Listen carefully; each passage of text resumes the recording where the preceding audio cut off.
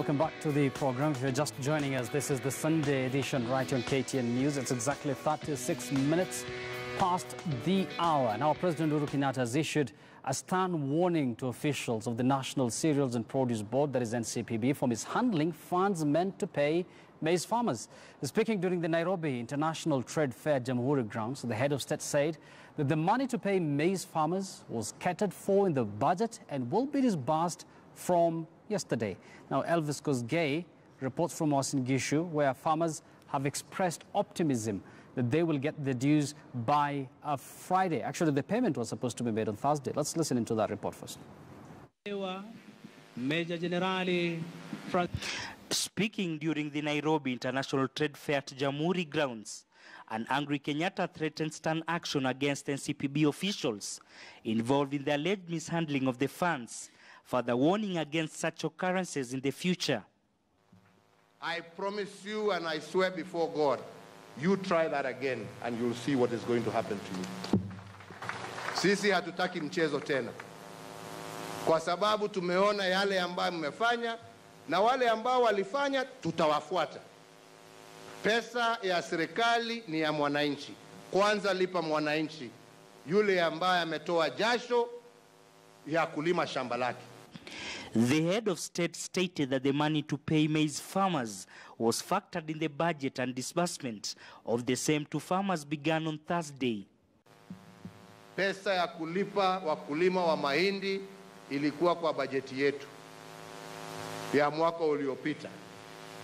Na tunajua haswa hawa watu wa National Cereals Board, badala ya kulipa wakulima wale ambao wametoa jasho yao kwa mashamba yao ndio wapate mahindi wauze waweze kusomesha watoto wao, walienda na wakaanza kulipa matajiri na wengine huko matraders, wakamaliza pesa kwa traders badala ya kulipia ule mkulima ambaye ametoa jasho. Kenyatta's assertion comes amid maize farmers' agony, especially in the North Rift, who are glaring at a bleak future caused by continued non-payment of maize. Chapter 15 of John. Mungu anasema yeye ni mkulima. Kama ni Mungu ni mkulima, mbona mnanyasa sura ya Mungu ambaye ni mkulima, Mkalenjin, mkulima ya North Rift, mluya ya Bungoma, Mnandi, mtu yeyote anayeshika jembe na kulima kutoka Kitale mpaka Transmara, mbona mnanyanyasa na mnaenda jua kali ambapo Mungu akuweka mbegu, akuweka hatuko kulana, mnaweka hatukulana huko, alafu ikule pesa yetu ya koti bilioni 10, na hapa tungepewa hata bilioni 10. Lakini saa hizi umeenda voicemail. Sijui hii voicemail simu yako ilizimika ama ni mtu amekuja kuzima simu yako. Kwani wewe umekosa sauti kwa nini? Tafadhali bwana gavana wa Trans Nzoia, gavana wa Uasin Gishu, gavana wa Nandi, tafadhali fungeni safari leo. Mufike katika treasury muulize pesa za wakulima. We are not begging for it. We are demanding that farmers must, I think we are using the wrong term, must be paid. Niona hivi naweza kuwa cartel, ama ukiniona hivi naweza kuwa mama hivi nalima, nashika chembe vizuri sana, na ndio najua nasikia uchungu sana wakati mpaka siku ya leo watu hawajalipwa pesa zao. Already the National Assembly Public Investments Committee has petitioned the Auditor General to direct the Kenya Bureau of Standards. And needless to say, if it is true that maize ended up going bad while people are hungry, then that is tantamount to someone wanting to put a whole nation on its knees. According to a reliable source, is that the money released by the Minister of Agriculture this afternoon to NCPB by around 3 o'clock catered only for 200 farmers across the country. Kama mimi nilipeleka yangu 50 bags. Nasema ya kwamba kama kuna cartel alipeleka 5,000 bags. Aonyeshi alifuna wapi. Lakini kama rais amesema hivyo, ifuatwe na iwe kweli. Kama kuna cartel akamatwe. The rest will be paid on Friday. Elvis Kosgei, KTN News, Uasin Gishu County. Thank you very much, Elvis Kosgei, for that report. A visibly angered president and, of course, frustrated a lot of farmers there, especially from the Rift Valley. In the studio, I still have Dismas Makines. But now, Dismas, let me begin with you. You've seen the president there. He was very angry, and we're still looking for that clip which went viral. It was speaking in mother tongue, telling Mr. Kinjuri that he will be in trouble if once again money meant for maize farmers is paid out to well-connected individuals. This is what the president said, quote unquote. I'm not going to say it in Kikuyu, but he said if you pay, you'll be in hot soup. I mean, first of all, can you give us like the reason behind, you know, these farmers not getting paid, for instance? What's the problem? Well, you know, three things come to mind. Number one, is very exciting to see the president annoyed. You know, that righteous fury. But now that fury must translate to three things. Number one, prompt payments. According to the reporter, it's only 200 farmers who've been paid. That fury must lead to incarceration of the architects of this mischief. We've not heard of anybody being arrested as a result of those remarks. And this would remind you when President Moi was in office, if he gets annoyed in the manner that President Kenyatta was annoyed, then you'd see so many people being arrested.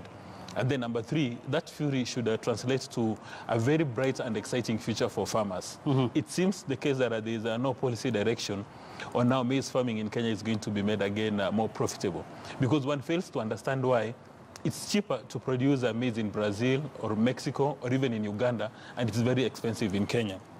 One fails to understand why the Jubilee administration has not addressed the input costs. Because majority of the people engaged in maize farming in Rift Valley, and indeed the entire of Kenya, they do it out of emotion. Because when you start balancing the numbers, it's a loss-making venture. And those are the issues that one would have expected the president to zoom in. But as the reason as why those farmers are annoyed, all of them have been describing an amorphous animal called a cartel.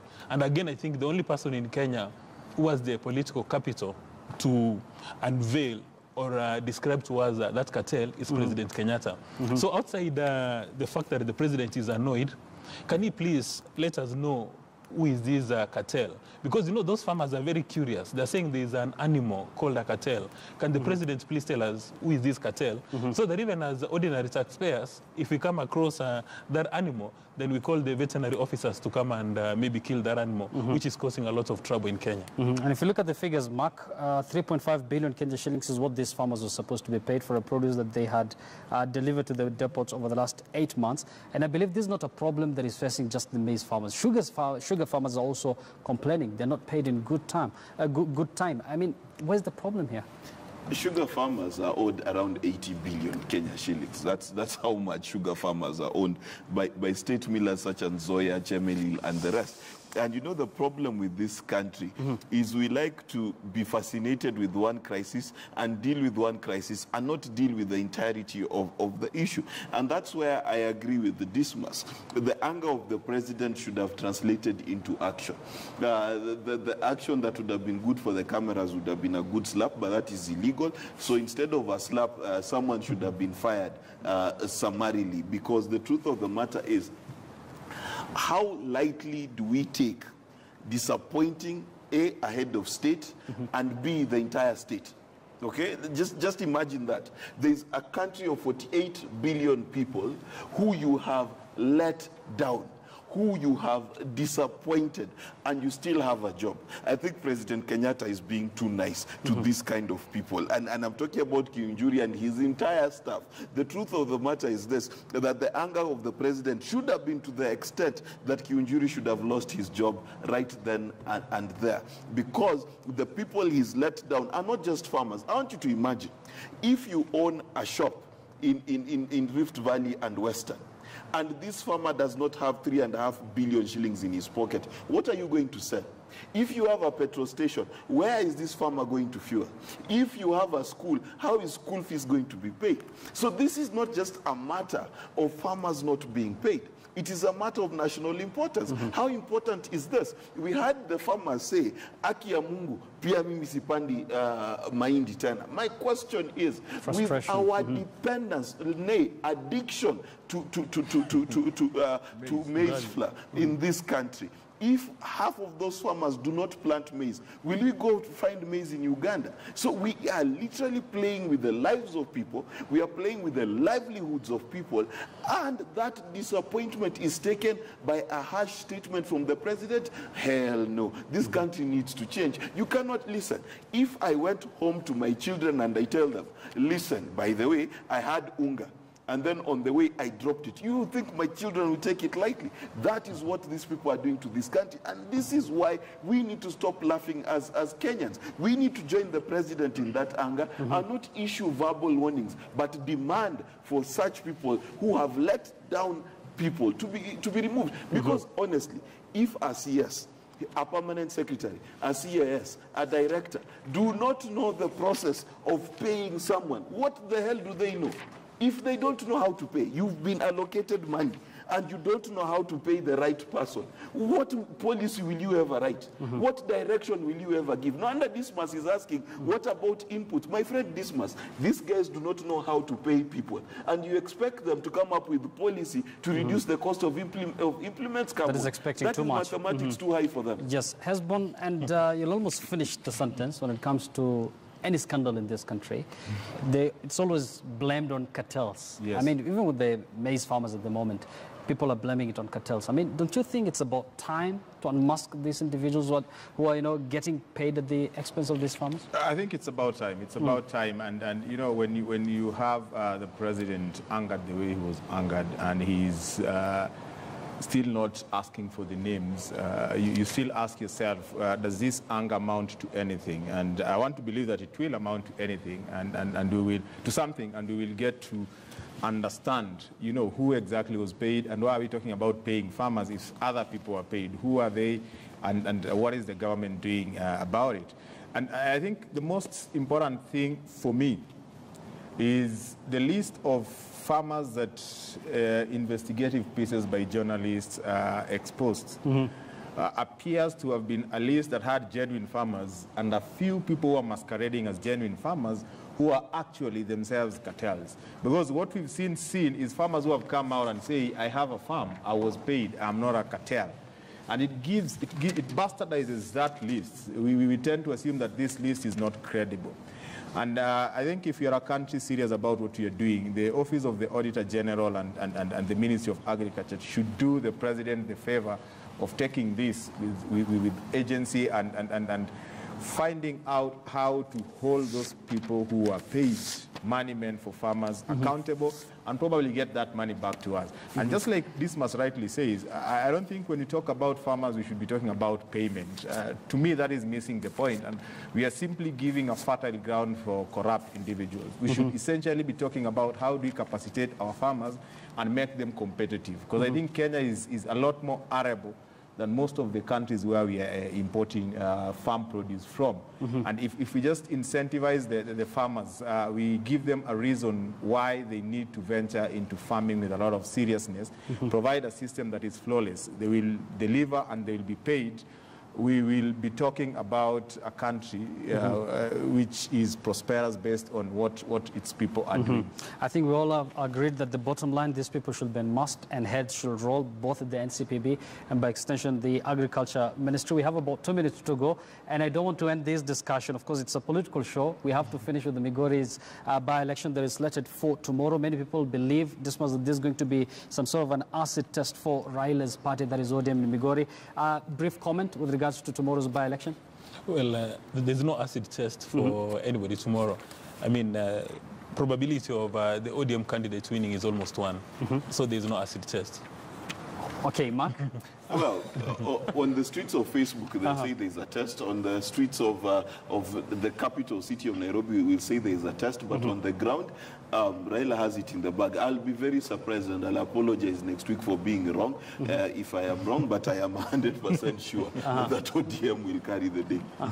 And Hesbon, I believe Hesbon actually is from Migori. I think he has based out the... He's a voter. I ought to have been on the ballot tomorrow. Interesting. Yes. What happened? But I think what happened is... He didn't secure a party ticket. What happened is, I really don't support the ODM candidate for obvious reasons. That not because he was given the ticket, but I just feel like we cannot have leaders who are opportunists at the same time.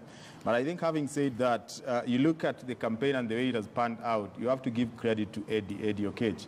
He has actually tried. He has marshaled a number of people who are making a lot of noise for him. Unfortunately, Majority of them seem to be on Facebook. But if we are prudent enough to look at the figures, in the last general election, he vied as an independent candidate. He got around 53,000 votes in the senatorial race.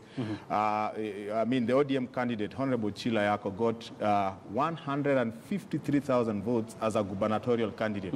And that tells you if everything else remains constant, Ochilo has upper hand. Yes. Then secondly, you look at the ticket that Honorable Chilo has, it also gives him a head start. In constituencies like Suna East, where I come from, I know he's going to bag it. And I think things are very clear that Ochilo is going to win, but Eddie has made a name for himself, and chances are he's going to become the senator in 2022 since Ochilo will move on to governor. But it is also clear that if the governor was on the ground, I think the ball game would be a lot more different. There are a number of constituencies that will not vote with ODM, Kuria East, Kuria West. I think in Nyatike it's going to be 50-50. In Uriri, where the governor comes from and where Eddie comes from, it's going to be 50-50. So Ochilo probably will give us a clear indicator of how the Right Honorable Raila Odinga is losing ground, or how solid he is still I think that's the acid test or litmus test everybody has been but in terms about. of winning, I think it's obvious. I mean, ODM is going to back this very early in the morning. Many thanks, Hezbollah Wheeler, for your input. Mark Bichachi, as always, pleasure to have you on board. And Dismas Mokua, the Duke of? Musocho. Musocho. Okay. I think next time I have to have it right. Many thanks, gentlemen, for your input. And that brings us to the end of the show. Many thanks for watching. Remember to join us at exactly 1 p.m. for all the details as far as the Migori senatorial by-election is concerned. We have our senior political reporter, Chris Tairu, on the ground. A quick look at what you're saying on social media. Tobunga Apano says, KTN Sunday edition, we wasted billions in Galana Kulalu, but we can't pay real farmers in Uasin Gishu. Someone is joking with the farmers' life. The maize is their fee, clothing, shelter and everything, but the government is just playing games. Julius Basweti says the enemy to farmers in Kenya is the elected leaders. They are bribed to elect the leaders who once elected become cartel or dance to the tune of cartels who refund them their money for campaign. One more from who? Atobunga once again says the DP is a man under siege. After this U-turn, it's clear that Raila is not the one chasing the DP out of Jubilee, but the Jubilee itself. He was reacting to our earlier discussion. And let me just get one more. Mike Musa says that Yusuf Ibrahim, next time when you and your panelists want to talk about reducing the wage bill, you must have the figures. This is just a talking shop. Rotich read a budget of 3 trillion Kenyan shillings. Parliament got 36 billion and counties 400 billion. Why is your show obsessed with the 400 billion? I think Mike Musa was a bit too late to the party. And of course, that brings us to the end of the show. Many thanks for watching. My name is Yusuf Ibrahim. Bye-bye for now.